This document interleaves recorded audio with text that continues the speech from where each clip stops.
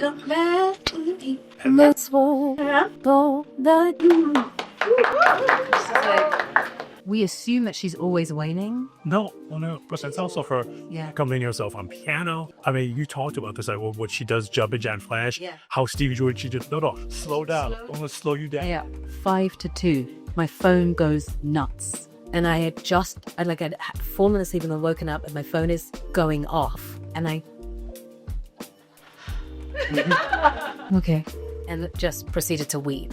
Just cried my eyes out. We don't tell everyone everything all the time. Like, you get to know me, then you get to know bit by bit by bit, and then you start to get a full picture. You don't get the full picture at the beginning. Rock steady, baby. That's what I feel now. That's what this song is exactly what it is. But it's what it is. That's basic. Any louder than that. Rock steady, baby. That's what I feel now. It's not the same as rock steady, baby. That's what I feel now. Let's call this song exactly what it is. The American Idol of it. That's the American Idol of it. Exactly. I think the laughter comes from, what do you want to communicate in the song, right? Yeah. Our backs are just as expressive as our front. We assume that we can't read a person. Well, I thought when you did that too, you were making us, what is she thinking? What's going on the other side of that? Right. We can make a person understand what we're thinking when we turn our backs. You turn your back to someone, you're saying something. This part of you that loves thwarting expectation.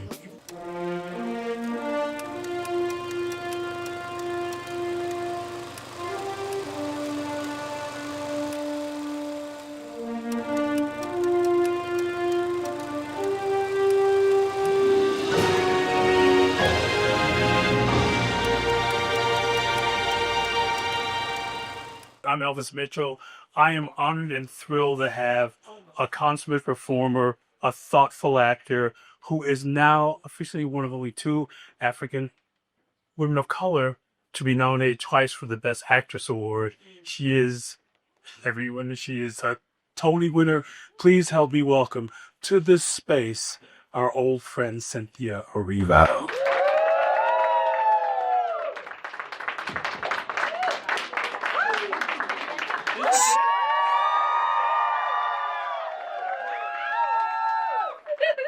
No, you go home. We're not going to give you a love you deserve. You know how much I love you. You know how happy I am for you. And... oh. Now we know who the charmer is here in the theater. Golly, Cynthia, there's so much to talk to you about. But first and foremost, I think about these roles that you played about women who you let us see them find their joy. Yeah. And for me, that goes back to our first conversation with your Alberta Hunter. Yeah. And talk to me about that process, about these women who are oppressed, who are fighting institutions, but have an inner voice that guides them. Yeah. Talk to me about how this has been such a through line in your career. Yeah, I think the thing I'm always looking for is for a woman who is seeking something more than she has, which means, and I guess there's maybe something in my spirit that wants to try and help to find out what that is. I think on the outlook, when you see a character immediately, you sort of there's a judgment of who they are and what they are, and often we see these characters as just oppressed or just going through terrible things, but also no one is just one thing. And I think that if you can find what the pieces of light and pieces of joy are in these characters, actually the fact that they're oppressed, the fact that they experience stuff becomes more heartbreaking because you already know that in the joy and in the light, there's more to offer as well. So I always want to make sure that these characters that we assume are just maligned and just oppressed are seen as more than that and have more to offer. And that we get to know that through them, anyone in our reality, thank you, also has more to offer too. But I think, though, it's in so many of these cases, Alberta Hunter, Aretha Franklin, and when Wicked, literally finding a voice and a timbre, and that's almost like this, the id escaping, this inner joy bursting out. Yeah, what I loved about the Wicked of it all is that I think we You can applaud for Wicked. know the Wicked Witch. Okay. And the wonderful thing here is that you get to learn about where she comes. What's the problem? Where she comes from. And there's an assumption that it's all bad and that it's just loss and that it's just hurt. But what she has to get to that you need to survive, and the only way you can get to that, he's coming to someone. So you have to get to that, and I wanted to find a way to vacillate her journey, which meant that I had to find out where she was at the beginning. I wanted The Wizard and I, for me, is a really wonderful chance to show that she has joy and hope, and then there's naivety, and that there's youth, and that she wants, just like everybody else, for a dream to come true.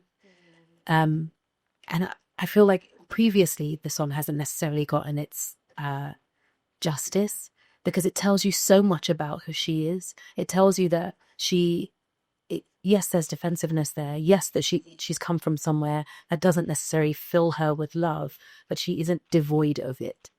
That it hasn't gone from.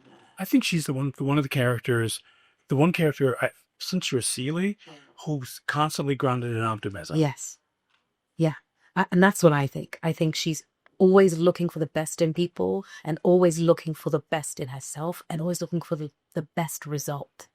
And every time the rug is pulled out from underneath her, she has to build herself up again. And it's in the building that you can actually get to define gravity. Well, I think, and again, I want to talk to you because these characters bookend for me. Yeah.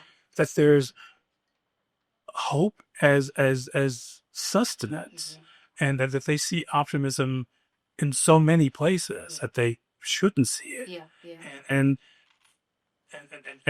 Wicked, though, it's almost like her secret that she's being optimistic. She sort of keeps it away a little bit. Yeah. Well, I think for her, she keeps it away because she knows that she has the potential to be heartbroken. So I think if it's like keeping the warm center to herself, and she's not quite ready to share it with everyone else. She's not quite ready to. It's like she's seeking a person, or seeking someone who can hold the joy that she has carefully, not hurt her. And I loved playing that secret. I loved that that's part of her. And it's the same with Celie. Celie is hiding it. It comes out in spurts, like all those Dear God moments. You have the big songs, and then you have those moments where she comes right to the front of the stage. It tells anybody what she's thinking, and is filled with joy and excitement and laughter. And then it goes away, and she goes back to what she's doing every single day. The joy is a part of them, but it's almost like they don't feel safe enough to share it broadly. Is that what it is? That's interesting. I think so. Because I guess I thought with Wicked that there's almost a determination. And she's one of the few characters you play aggressively against, bigger and sort of stature. Yes. And this thing is coming out of her. And we can see these dueling sides of her nature and leg. Yeah. But we needed that. We have to find a way to get to what we know as the Wicked Witch. Why do people think of her that way? It's because her insecurity starts to disappear. She becomes more and more sure of herself, sure of what she's meant to be doing. And that actually, I think, in real life can be scary. When you're faced with a person who knows exactly what they want, exactly where they're going, and exactly how they have to get there. For other people, that can be terrifying, especially if you are not a person who knows where you're going, what you've got to do, and how you're going to get there. But it's also because some of these people you played, and you offered us the chance to see them unlock something in themselves. Yes. And part of this too in Wicked, is it her unlocking, or is it being sort of through other forces that are making this happen? I think she makes a decision to stop. What's the word I'm looking for? Limiting herself. I think she makes because I think she keeps a lid on it, because she knows, one of the things she says is that she doesn't create chaos, she is chaos. Like that is what happens, that's her. But she keeps I think there's a lid on what she can do at all times. I think she suppresses what she has to offer. I think that's the wonderful thing about Defying Gravity. It tells you exactly what it is. Literally the line says, I'm through accepting limits. There are no more limitations. I cannot limit myself anymore. I have to try this instead. So what it is that over time she is learned to suppress, keep it quiet, not make too much noise, don't be noticed, don't say anything, don't speak to too many people, don't show the joy, don't show the anger, none of it. And then when we meet her at the end, all of those, it's all gone. And so that potential that she's had in her has always been there, but there's a decision to let it show. Yeah. I guess it's something I think about, and we've talked about this before, and I like talking to you about it. You play so many characters who we see take possession of themselves. Yeah. There's a shadow looming over somebody else. Yes. In the case of Harriet, literal possession. Yes. But in Alberta, it's this institution that will let her be what she wants to be. Right. And then Celie, it's people trying to define what she is rather than letting her be. They're not seeing her. Yeah. And here too, it's that. Yeah. I mean, that's and that you found a way. I think this is your affinity. You found a way to do this in so many different ways. I think I enjoy it. I enjoy giving the chance to women who don't get the chance to show who they are and get to possess themselves, the chance to possess themselves. I think there's something really wonderful about discovering a character who has the chance to do that. I think it makes me tick, maybe, because those roles are challenging.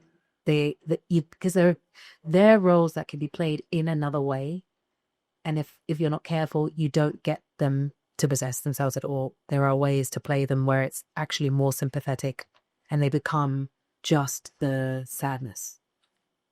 Yeah, definitely that. I mean, but you can play Celie as someone who is sad and a victim, but actually the harder thing is to figure out how does she leave that space and become something else that belongs to her. The same with Elphaba. How does she leave the space of being the victim of someone who isn't loved, the victim of as a person who isn't taken care of by her father, the victim who's always the sister that isn't given the chance to be herself, a person who's made fun of. How you make that person be more than that, and bridge the gap between what you see at the beginning and how you get to Defying Gravity. It can't just be anger. It can't just be no. Yeah, I mean, but again, that's for me. That's this furtive quality you have. I mean, that you demand of your audience is, I'm not going to give you all this at once. Yeah. You've got to be with me for the whole ride. You could come with me. Yeah. Because that's what humanity is. That's what we are as human beings. Like, we don't tell everyone everything all the time. Like, when you get to know me, then you get to know bit by bit by bit, and then you start to get a full picture. You don't get the full picture at the beginning when you meet a person immediately. You get a slice of who they are, and then you have a conversation and another conversation. That film is the conversation before you get to the result. But as people of color, or so often, especially in your arena, right, reduced to just the first time you meet them. Yes, and that one thing, and then being happy to have that one. Yes, thing. yeah. And I feel like so much what you do is your way of saying, I wasn't rejecting it, because that sounds. I like the word rejecting it. Okay, because as I think that, because it feels like that. Yeah, I ask people to get to know me. I ask people to not think of me as just one thing. And I ask people to give me the space to be all of the things that I could possibly want to be. And let me have the room to make mistakes. Let me have the room to try new things. Let me have the room to play. Because that's how I discover. And come learn with me. Come and learn these characters. Come and get to know these people. They're more than one thing. I'm more than one thing. You're more than one thing. So why can't we keep having that discussion? You know? As you're sitting here, one of the things I'm thinking about in Wicked is how calculated you are with the smiles. They don't come right away. They don't come right away. You don't get them often. You don't get them immediately. You have to earn them.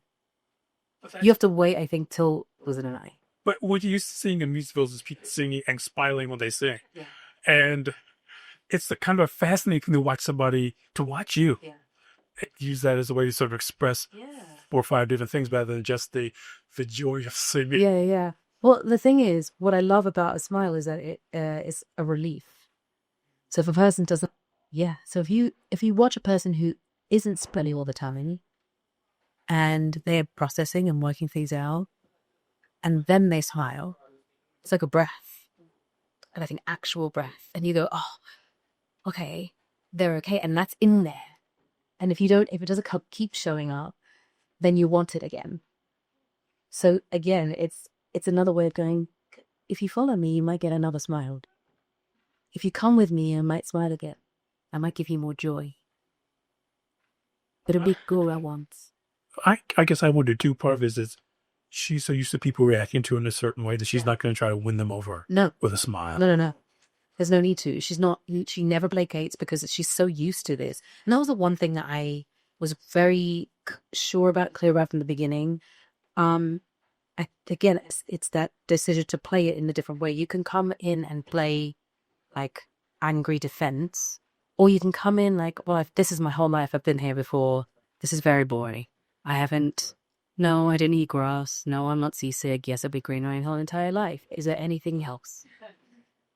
Because immediately you're not starting off on a defense because you're going, I know this is what you're thinking. I know this. We've done this. I've done this before. I got there before you did. That's more interesting than playing annoyance and irritation and anger because that actually doesn't help to smooth the situation. She has to assess a room before she goes in. I think if there's one thing that kind of links a lot of stuff, the characters that sit and you play, it's either determination or intransigence there. I mean, they're going to do this, they're going to be this. Yeah. And to be determined, to be optimistic, again, it's kind of a magical thing. Yeah. You think about how often do you see somebody whose determination to try to find the best in the world isn't cynical. Mm-hmm. And it's a really powerful thing to see that in this. Yeah. But I think that's a little bit of me as well, because I feel that way. I think I'm determined to find the very best of the world and what I can do. I think if I know I want to do something or be something, then I'm going to find a way. And I believe that there is a way. It doesn't matter how many things are telling me, no, it's not going to happen. You can't. It's impossible. I just don't believe that. So I keep going in that direction. So I think a little bit of that ends up falling into these characters that I play. But I think, say for instance, Aretha, who I think had that in her anyway, because to keep going after it didn't work. It didn't work so many times for her, but she had sort of an intrinsic knowing that it had to happen for her. She was going to do it one way or another and didn't give up. It's so interesting too, because first of all, that she sort of died a couple of times. Yes. I mean, she did. I mean, that off a period that Columbia was trying to turn her into a pop singer. It didn't work. That didn't work. And she tried to be an actress at one point. That didn't work. She there was an album that she did that was like jazz and blues, and that didn't work. Yeah, like the Columbia. Right? Yeah, it just didn't work. And then she had to go do a residency in Las Vegas, and that's when she had to remake herself, rebuild herself, and that's what started to work. She had to find herself. She had to find out who she was.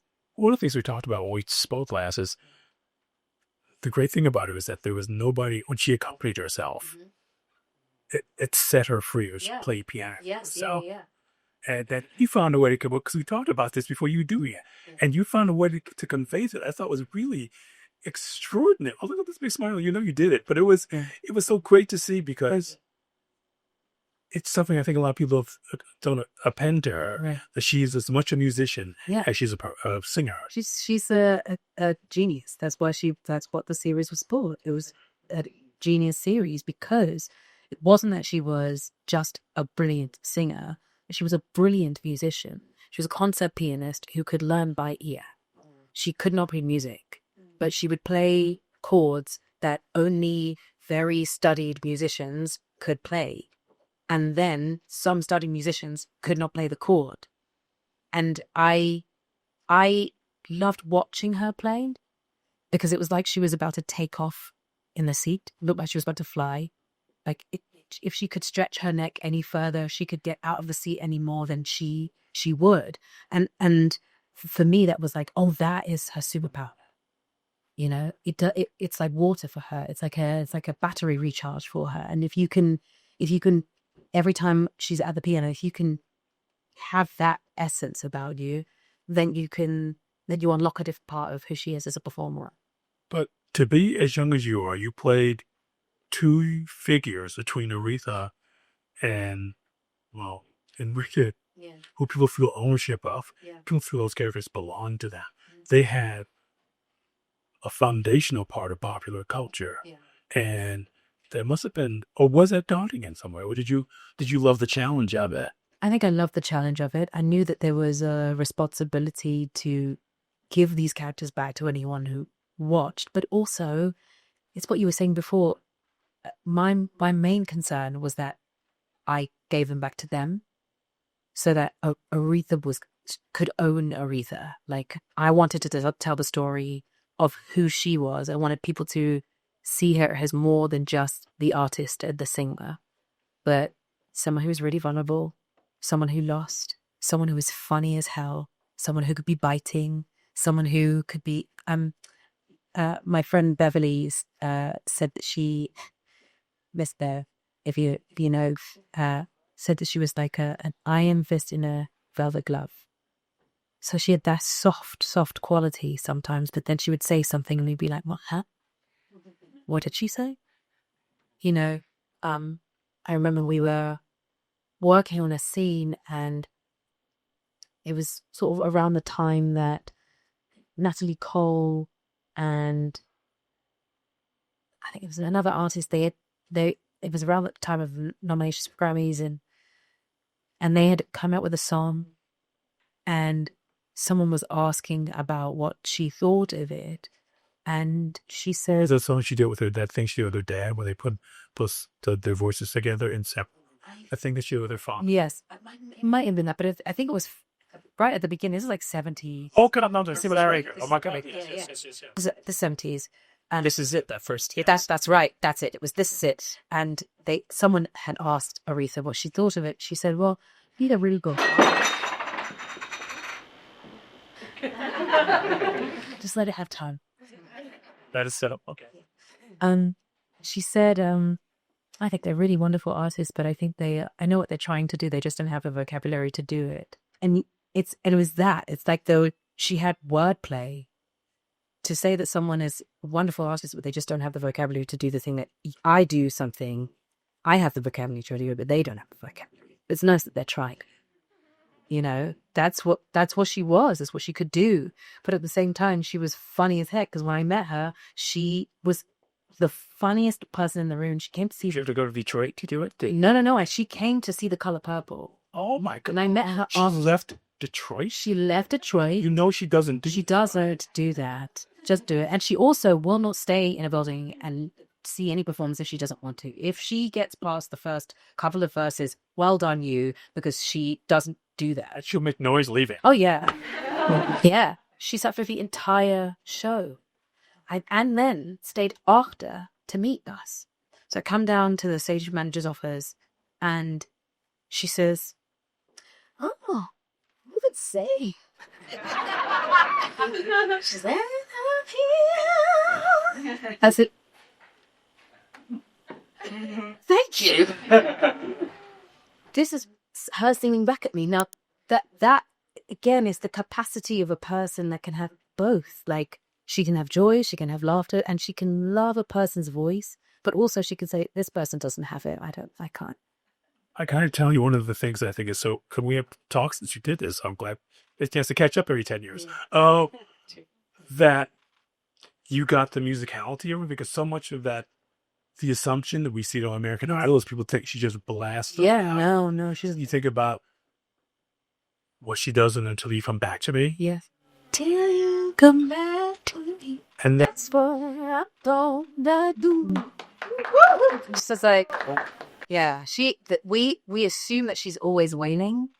no. It's also her accompanying herself on piano. I mean, you talked about this, like what she does, jumping jack flash. Yeah. How Stevie George, she said, no, slow down. Slow. I'm going to slow you down. Yeah. And again, that you play these two people, these two figures that people really do feel ownership of. Yeah. I'm sure when you tell people you're playing Aretha, well, you gotta do this and this and this and this, or you're not gonna do this, or that you're doing Wicked. I saw it on stage. You can't do this. You gotta do this and this and this. You gotta sing this song in this way, Right. and you pointedly don't. No, I want to tell the truth of the character, and I can't mimic someone else and tell the truth at the same time, because mimicry is mimicry. It's pretending. It's actually not telling the truth. It's not acting. It's not. Yes, it's not acting. And for me to be able to tell the story of another person, I want to know what makes them tick. I want to know what's truth for them, and I want to know what makes sense for me to be able to do. So the one thing what we were talking about with Aretha's voice, that is fascinating to me. The one thing that kept fascinating me is that she doesn't, where you think she is belting, she's not. And I was like, what a wonderful, skillful use of your voice to fool everybody into thinking that you're exhausting yourself. And actually, you're just using a different part of your voice and masking it as something else. See, I want to ask you, so we just were talking backstage a minute, and there's that sort of binary aspect of the way people look like us, where you're a woman, you got to be a belter, or you got to be a crooner. You can't be both. Yeah. And she wasn't two things. She was all of you. She's a plethora of things. And again, these songs you're talking about, there's a playfulness. You know, it's her chuckling as she's playing, accompanying herself. And you got that chuckle in the voice, stop laughing. And I wondered how you did that, because it's a really hard thing to follow. I think it's just listening. And I am an avid... Because I could do it if it's just listening. No, because I'm an avid student of music and how the voice is used. And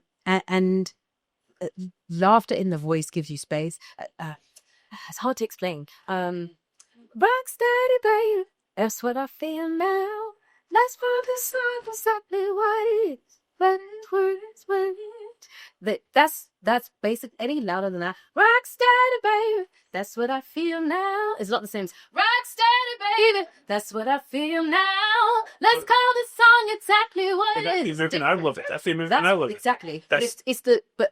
I think the laughter comes from what do you want to communicate in the song, right? Yeah.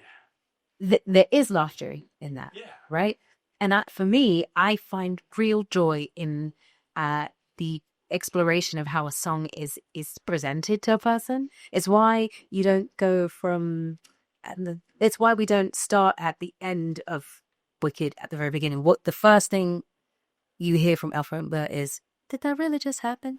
That I actually understood. It's that quiet. But it's also, that took me back to Alberta when you were doing that. Right. Because it's almost conversational. Yeah. And it's deceptive. Yeah. And it's always you talk about that you do. It's that secret. It's just you keeping to yourself. Yeah. It's almost you like singing a thought balloon over your head. It wants to feel like that.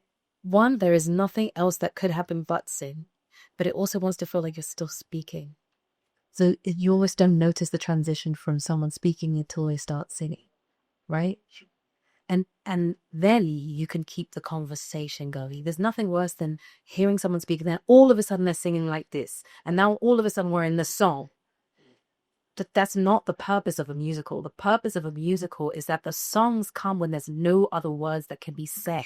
Sure. But that doesn't mean that we go to the middle of the song where we start blasting at the very beginning.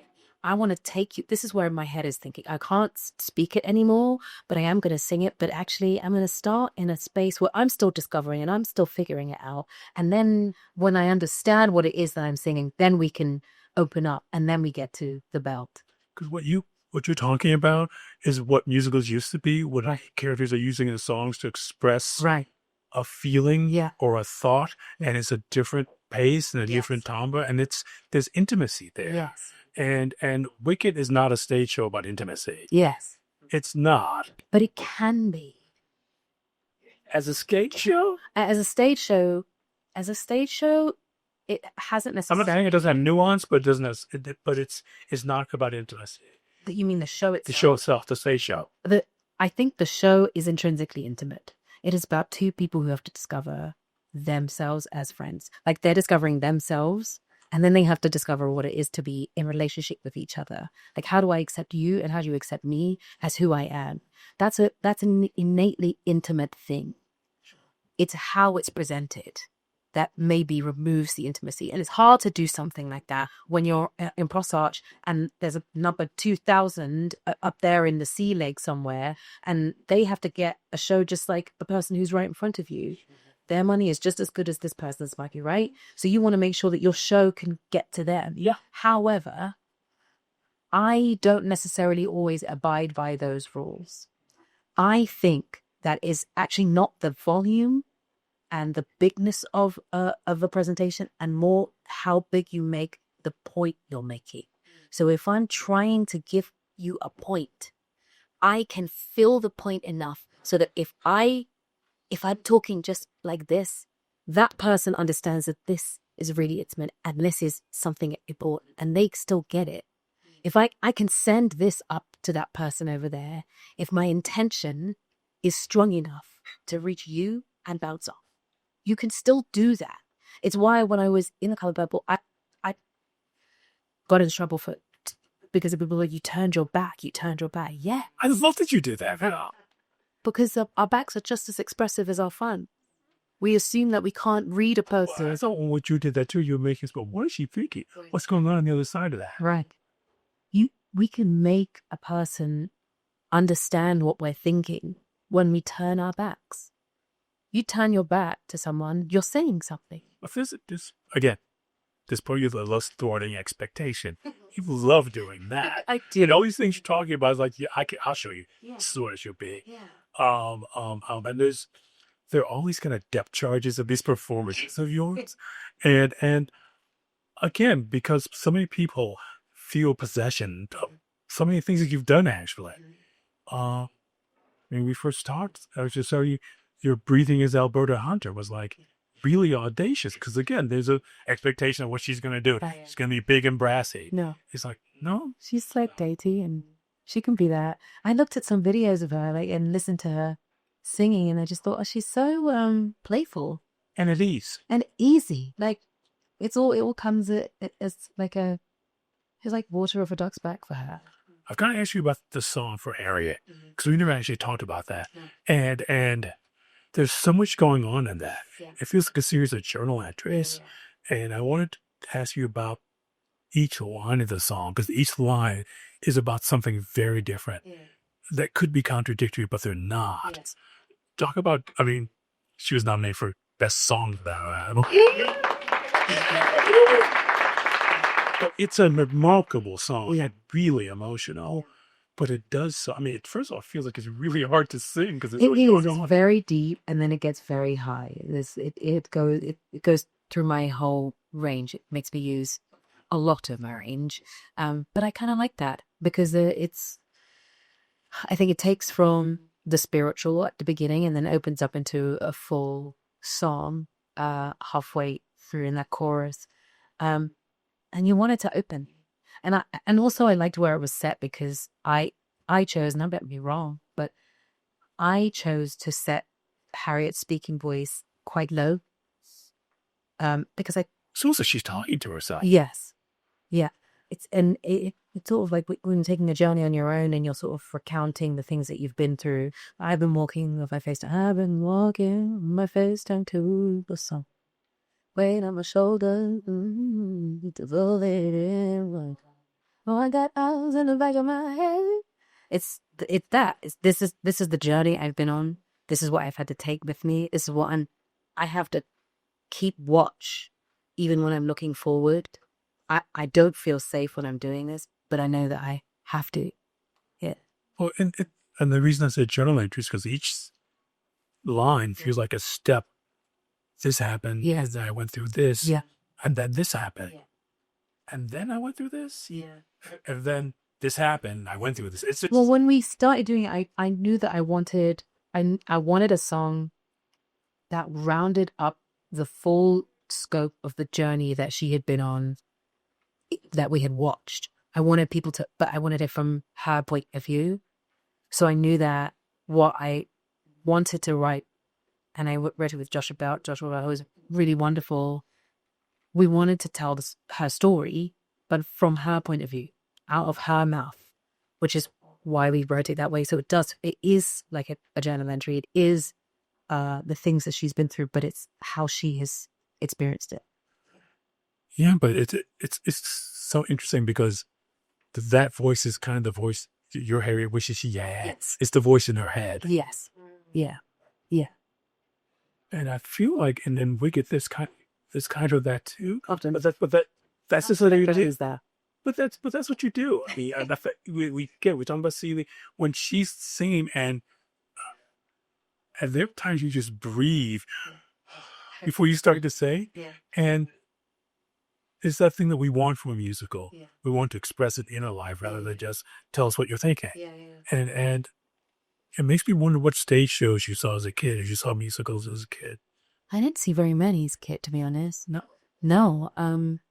I only really started getting to go to see musicals when I was about in 20-something. Do you remember what you saw? Strange enough, one of the first things I saw was Wicked. What did you think? Well, I had an affinity with the music before I'd seen the show. You've been playing the song. I was playing the song. Well, I'd been singing. Strange. I had found a wonderful friend of mine when I was at drama school would go and pick up librettos, and we would set the piano and we would play the music, and he would always pick Wicked. So we would sing. Which songs? He would go from front page to back page. So I would say I'd sing my my songs, and Glitter songs I like. We would just Because I was wondering if you would sing some of the Glinda songs. yeah. So we would let. That's what I know. So what's interesting is that I knew musical film and the music of musicals before I got to see musicals on stage. So I knew Sound of Music, I knew The Wiz, I knew Mary Poppins, I knew Julie Andrews is definitely a through line, and I knew the Funny Girl and Yentl, and I was going for the big things. Those are the seminal pieces for me. But so much what you do isn't big. No. That's what's so fascinating. I used to be. I like that you have to lean in. Yeah, you do. I like that people have to lean in. And to make people do that in a musical on stage is no small thing. Well, it makes us breathe together a little bit, You're leading the audience, or you. Yeah. Big breath. Yeah. I learned one of those. I learned that from watching Barbra Streisand. She takes a breath before she sings every song. And I don't know her reasons for it, but I know that my reason is that it resets me. So it's been about 24 or 30 hours since you got the news from yesterday. Okay. Sorry, I'm not going to let you go without talking about that because I had my fingers crossed, but there are often, I won't say disappointments, but disappointments in the Oscar nominations.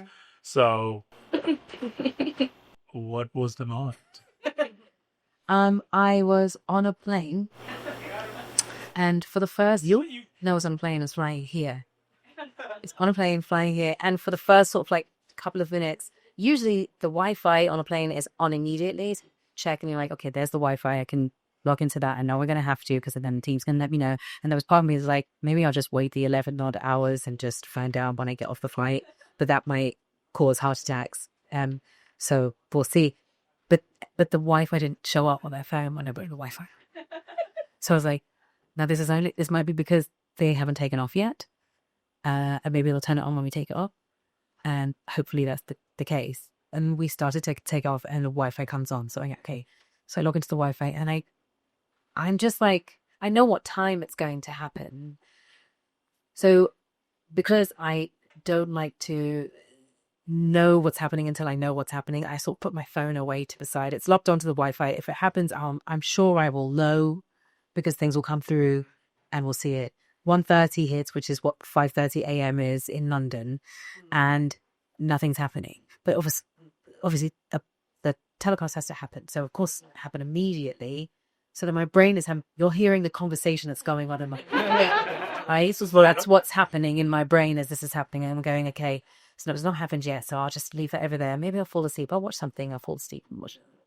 But I can't. So watch a musical. I'll watch a musical, or I'll fall asleep, or I'll watch a film, or some terrible reality show, or then I wake up and I look over and then nothing's happened. It's sort of like 1:45 or something. And I'm like, okay, this is a nightmare. It's a nightmare. Then at like 5 to 2, my phone goes nuts.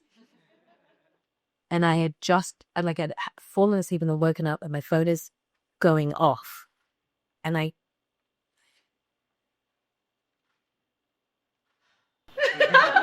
okay. And just proceeded to weep. Just cried my eyes out. It's one of those moments where you're sort of like, I guess I didn't know how much I wanted it. I didn't know how much it would mean to me. You know how much it means. And then it happens and you really know how much you need. The poor flight attendant for the soul, to what? Are you okay? I was like, yes, these are happy tears. These are happy tears. He brings a box of tissues for me. And then I just spent the whole flight. I couldn't stop crying and like texting my mom because I couldn't call her, and I'm calling my sister, and all I want to do, and I call Ariana, voice note Ariana. We're both just tearfully crying, and it just we're a mess. And Johnny, baby, who I know you all love, you should. He's wonderful. Just sends this one like the most wonderful text because he was the first person I said I didn't know how much this would mean to me until I knew how much it meant to me, and receiving this means it just means the world because it's for this, and this feels like I don't know that like another step, like a big giant step, not just in my career but for me as an actress. I think it feels like a really important. Yeah, it just feels like a moment in time that I knew was going to be special, but has just grown past me. You know, it's one thing to play a role that people enjoy. It's one thing to play a role that you love and it's celebrated. It's quite another thing to know that you're playing a role that people also see themselves in and also connect with on a really human level. That you crying is about to make me cry. I cannot have you in my eyesight. Oh my gosh. I was like trying to hold it together this whole day. When you pointed at me, said crying. You pointed out when you said crying. Am I crying? I just, to know, I can't tell you how many people have been like, oh, my daughter watches this over and over again. She keeps asking to go and see this, or my son has been watching this, and well, I just want you to know that she feels really seen because of you, or people who are my age and they come to me and say, well, I feel really seen because of this character, and you playing this character means a lot to me. That's really it's different to you were really great in this and I love you playing this character. There's a different ball game. So to have that be celebrated, it means a huge deal. I think to have that happen in this week of what's been said in this country, and what this project is about, somebody fighting against fascism.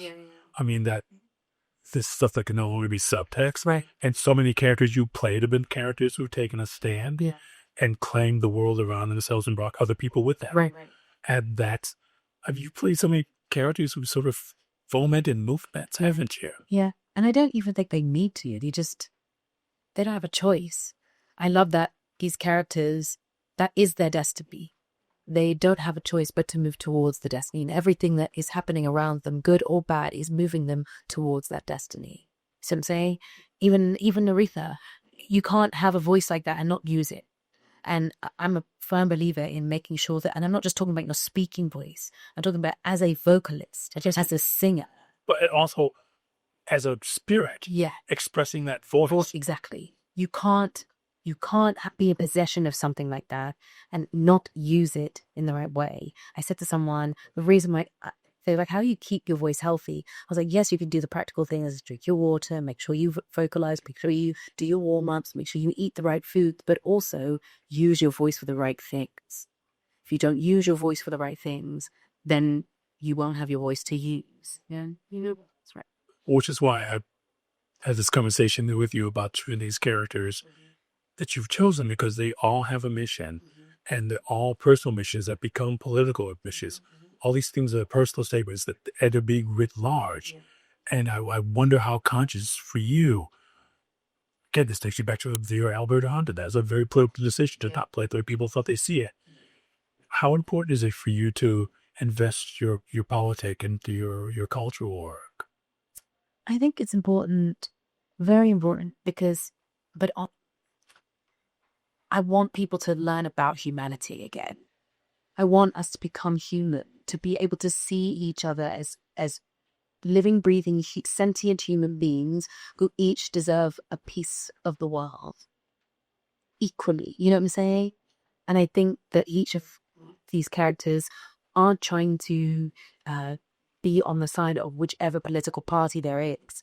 What they're trying to suggest is that equality is not a bad thing, that we can share the things we have and still we do well. That is what I think is really important. Yes, please, Les.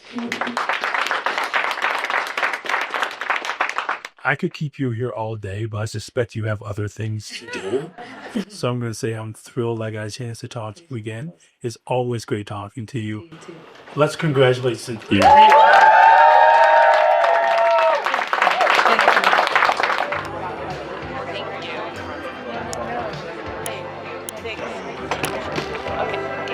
Sorry.